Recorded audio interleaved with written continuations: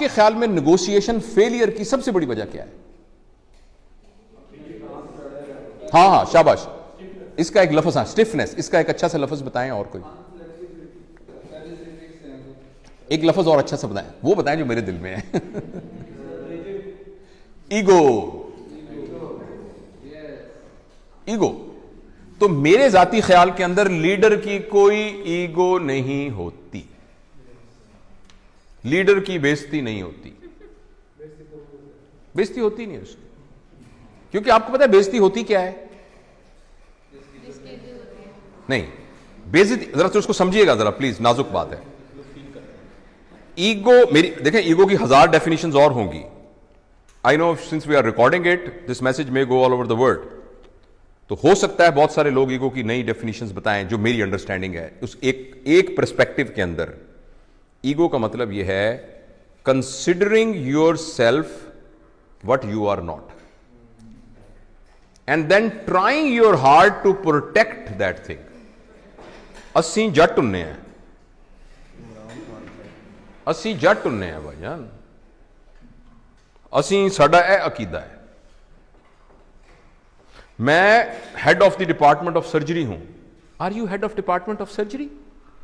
अगर अभी आपका एक्सीडेंट हो जाए, अल्लाह नाम, किसी का एक्सीडेंट हो जाए और उसको हेड इंजरी होके और वो वेंट के ऊपर पड़ा हो, किधर गया head of department of surgery भाईजान? It's only a software which is in your mind. किधर गया?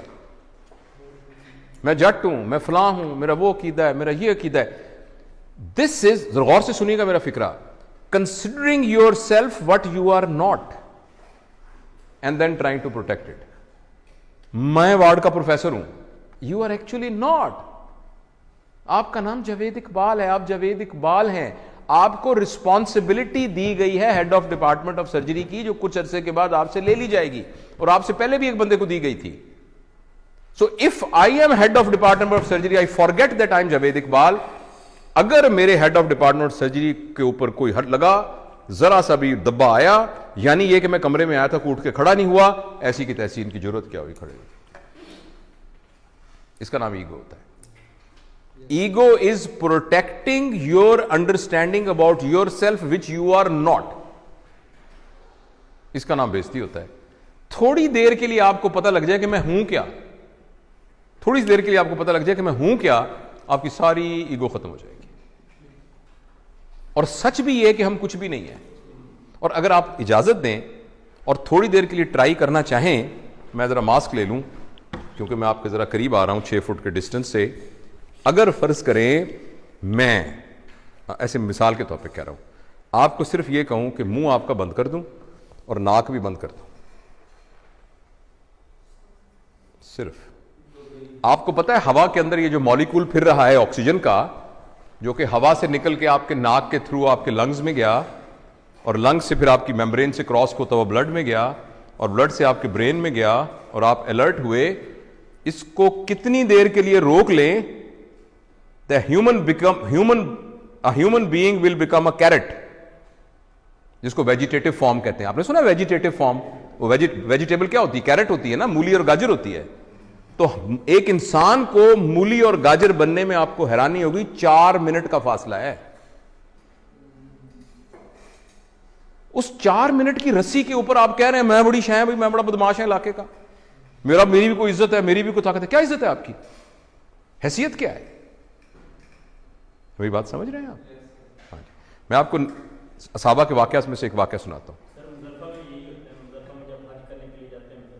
हाँ, सारे नीचे पड़े थे। अल्लाह ने तरबियत का एक निज़ाम बनाया हुआ है। नबी करीम सल्लल्लाहु अलैहि वसल्लम के ज़माने के काफ़ी ज़माने के बाद जब लोगों के पास पैसा वैसा आ गया था, थोड़ी हुई थी, तो एक ज़माने के, पता है उस्मान का ज़माना था या अली का या बकर का रज़वानुल्लाह अलैहिम अजमईन, तो किसी बात पर एक सहाबी ने कहा मेरी भी कोई इज्जत है। तो एक सीनियर सहाबी पड़े थे, उन्होंने उनकी दाढ़ी पकड़ ली था। कहने लगे तुमने क्या कहा? ये क्या कहा तुमने सुना नहीं? इज्जत तो अल्लाह और अल्लाह के नबी की है, कि तुमने कैसे कह दिया? एकदम ना उसके हाथ काटन कांप रहे, वो तरबियत याफ्ता लोग थे, वो टांगे कांपनी शुरू हुई। उसने कहा मुझे माफ करें, ये कैसे मेरे दिल में क्या आ गया? और हम कह रहे हैं मेरी बेइज्जती हो गई क्योंकि मैं वार्ड का असिस्टेंट प्रोफेसर हूं। राइट? जो ट्रू लीडर होता है ना, ट्रू लीडर, वो अपने आप को फॉल्स आइडेंटिफिकेशन से बचा के रखता है। वो ये कहता है कि मैं यहां का लीडर हूं, मेरी रिस्पॉन्सिबिलिटी में ये आया है, मैं ये नहीं हूं जो सही लीडर है। तो उसके अंदर ईगो नहीं होती। जब ईगो नहीं होती तो बेइज्जती नहीं होती। तो मैं अगर कोई भी उठ के खड़ा नहीं हो रहा, मैं तो अपने आप को समझ नहीं रहा इस काबिल के मेरे लिए कोई खड़ा हो, तो मैं तो महसूस भी नहीं करूंगा इस बात को, अगर मैं ये समझ रहा हूं। और अगर मैं ये समझ रहा हूं कि नहीं मेरी एक हैसियत थी, उठ के क्यों लोग खड़े हुए, तो मेरी बड़ी बेइज्जती हो जाएगी। और इस बात पर कि आप उठ के खड़े नहीं हुए, हो सकता है मैं नहीं वर्कशॉप लेता। ये तो बैच ही बड़ा अजीब है जी, उठ के खड़ा ही नहीं हुआ ऐसा। ये डिपेंड